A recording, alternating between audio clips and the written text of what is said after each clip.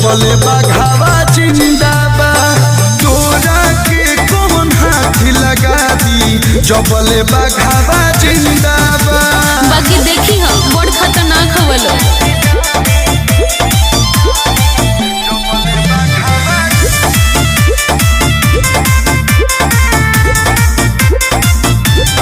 गर्मी जाना डर कहायो भी खून के हाथ में लेके चलीले कानून के शासन प्रशासन सब हमारे हरे।